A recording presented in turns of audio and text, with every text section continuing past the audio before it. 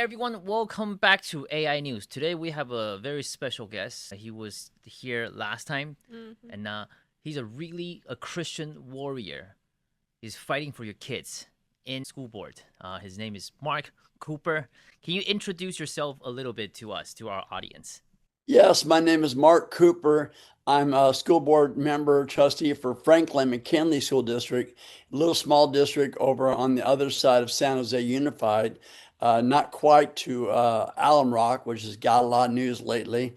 But yeah, I'm on the school board. It's my third year. As you can see, I'm running for re-election, so I'm putting this up there. So if anybody wants to go, all the data that I'm going to share about our district and about just basic information is all up there on my website. So you can go to that website, and if you want to donate, that would be great too. But yeah, I'm on the school board. Planning on running again. My wife is saying, "Why do you want to run again? You're getting beat up all the time. Every time the board votes on anything, it's always 4-1. You're always one vote no on the bad stuff and yes on the good stuff, and you're always the minority." But I got to keep fighting for the kids. I got to keep fighting for the kids' the children's education and parents' rights. So I'm determined to go ahead. And my wife gave me permission, so it's okay. I'm gonna run again, and I'm running for re-election. I haven't publicly stated it, but everybody that knows me knows because I care so much about the children, I'm going to run again. I think that's a very good mentality, even though we are in the minority, especially in Northern California. But you decided to keep fighting for kids because you think is important. Why do you think is important for Christians to still be in public school and still fighting for kids? A lot of parents just decide to get their kids out and homeschool them to protect their kids. What makes you still want to be in the fight? This is my 22nd year teaching. I went by this morning to do an IEP at my high school. So 22 years in the public schools I've been teaching.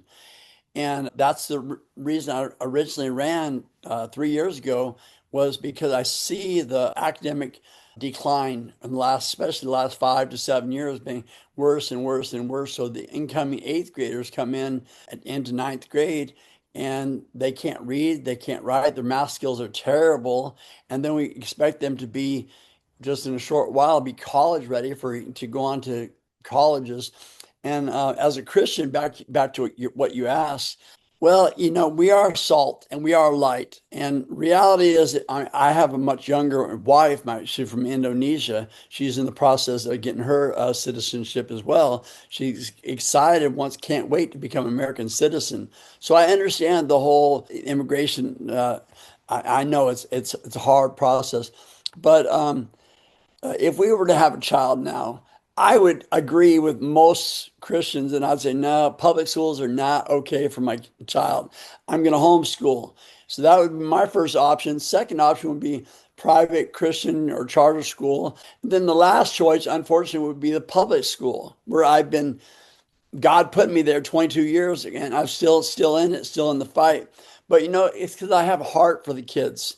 I'd say 15 to 20%, not even 20%, but 15% of Christian families can afford to or choose to homeschool or private school. But that leaves 80% or so, maybe more, of Christian families who just send their children to public schools.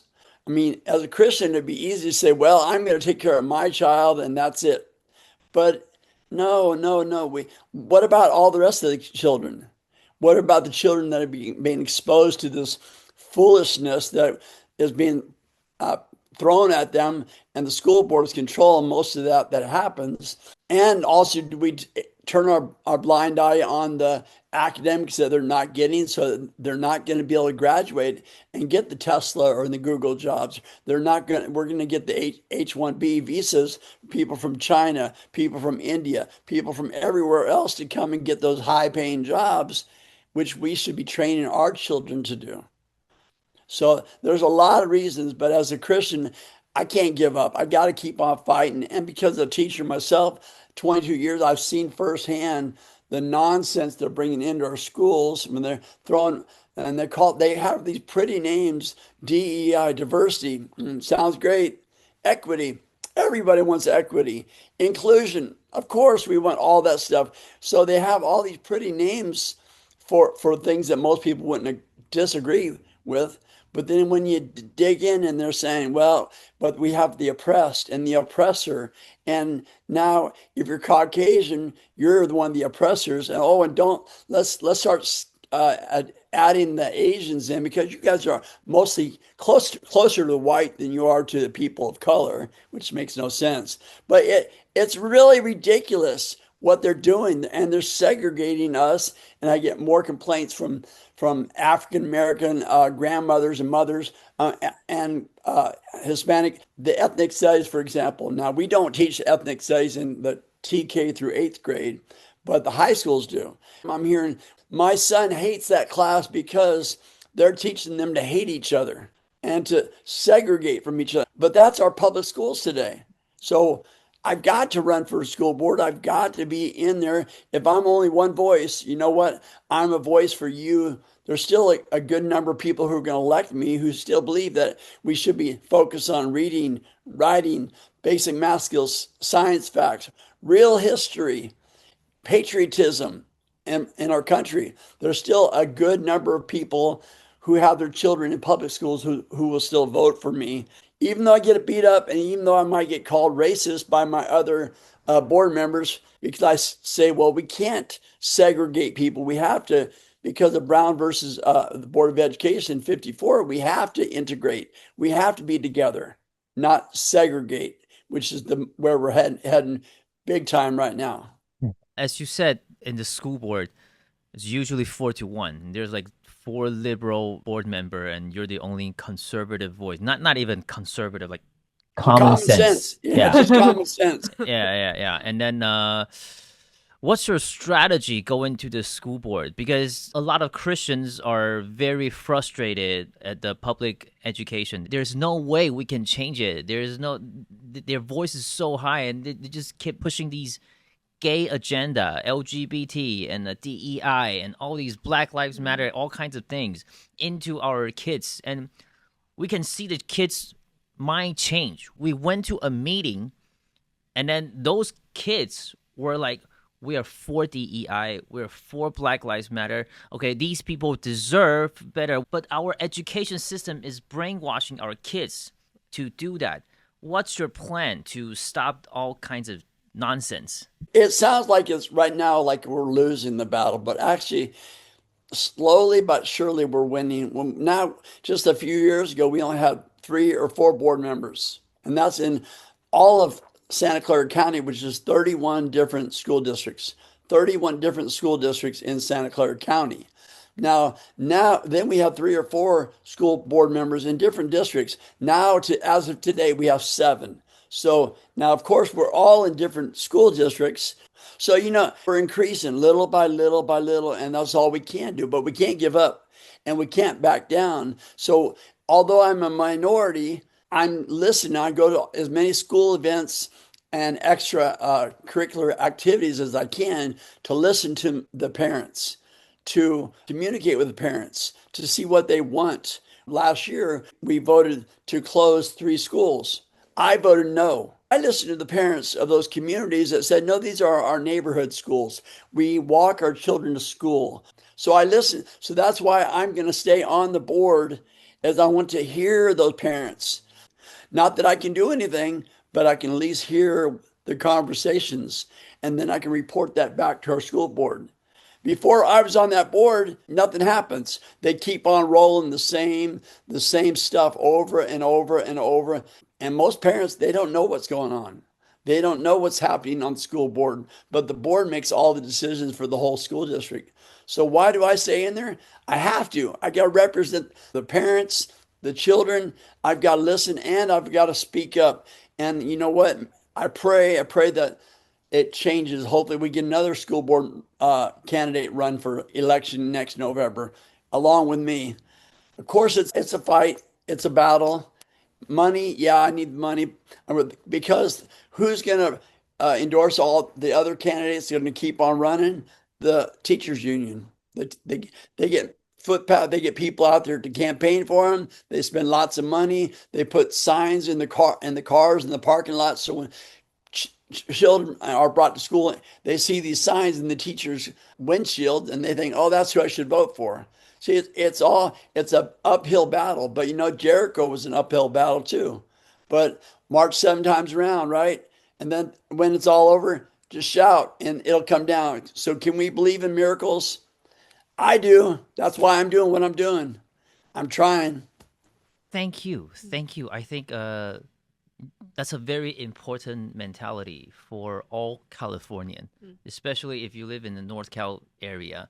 There is someone that's speaking for your kids. There's someone that's speaking for your value, your integrity. Right now, it's kind of a good place in time. We have this window of grace. We have the president we have in, and now the administration. If there's something that happens in my district that is not okay, I can contact administration now who will listen and who will do something about it. It wasn't that way with our last president. It was not that way. But now we have an administration that is going to listen to us. And for instance, last year, we voted on, for Black students only, during school hours club or organization, but they were going to discriminate against every other ethnicity. And I said, we can't do that. That's illegal. That's Brown versus Board of Education. And so I made the objection, we can't do it. And all of this is on my website. You can go and see, I have all this stuff, so you can actually go and see the records. But I said, no, you can't do that. That's illegal. That's discrimination. You're discriminating against, you're saying Asian or white or Hispanic or other ethnicities don't have academic problems or that they need more support. It's only the African American or the Blacks only. I said, that's discrimination. But you know what? They voted for it anyway. It's 4 against my 1. So I contacted Frank Chu. You may have heard of his organization. I think it's CFR. But anyway, I contacted them. I said, and he said, yes, our lawyers will represent you, but can you find somebody at the school who was affected by it or was a more or less victim or what they call it? And I said, well, I don't know, but that's just illegal. You can't do that. So right now we're in limbo on that. I got to find a person that was affected by that. But there again, if I wasn't on the school board and I didn't hear that, who would know about it? So it's good that we, like Linda Chavez in Alum Rock right now, she found out about all this misappropriations of funds of their district was doing. And she raised the red flag as the school board president. And they talked about they end up firing their superintendent, their interim superintendent, because of all the fiscal mismanagement of monies. Again, who would have done anything but Linda Chavez, the Christian, the conservative, the common sense school board member, if she wasn't there? So we got to be in the game. If we're not in the game, they'll just it'll keep on sliding and get worse and worse and worse, and we will not have a voice. Yes. Perfect mentality for any Christians to have. Think about all the apostles in the book of Acts. They are under nonstop harass by people that's anti-Christians, but they still spread the gospel and they get people saved. They didn't give up. I think that's the mentality for any parents to have in California. And there's someone that's fighting for you, there's someone that's speaking out for you, for your kids. You know what's really interesting, and I appreciate you, is people say, and I hear this at my church, I hear this from a lot of people I talk to, oh, it's not my school district. But these 7 out of 31 school board members, they might not be in your school district, but we've got to stand up for it. For me, for others. We can't do this by ourselves. We can't. In my school district, Franklin McKinley, we have 55% Hispanic. We have about 38% Vietnamese. Now, and then the rest is just others. So getting people to come to support us either at the board meetings or just like financially, it's hard when they're working 2 and 3, 4 jobs apiece, each one of them. But we have to help each other out. I don't care if you live in my school district or you live in this person's school district. We have to support each other. All right. Thank you for coming to our show. It's an honor to have you on our show. Is there any last thing you want to encourage your voter in your district? Like I said, my school district, we have 5,600 kids now. It's gone down the last 10 years. Now we're the lowest we've ever been. 5,600 students, including 4 charter schools. So we're a small district, but I need support from all of us. And make sure you reach out and support school board members in your district. Again, you can help out or go do research and see what I've told you is true. It's all there. All right. Thank you for coming. Thank you. Yes. Thank you. Please go on this website and support this Christian warrior. He's speaking out for your kids, and he is speaking out in common sense. Okay, you might not be a Christian. You might not have the conservative value. But seriously, you care about family. You care about kids' health. You care about don't brainwash kids in those really, really bad thing that's happening in our state. It's a long battle. It's a hard battle. Like what he said, it's an uphill battle, but it's a necessary battle that we need to fight. One last thing about what you're saying about common sense. We voted on, should we put tampons and Tampax in second grade, third grade boys' bathrooms? I mean, of course, that's common sense. No, you say, but Christian, no. So I voted no. Everybody else voted yes. But that's the kind of common sense stuff we're talking about. So wherever your faith background in it is, it doesn't matter. It's just about common sense issues. All right. Thank you for coming. Yeah. Thank you. Thank you.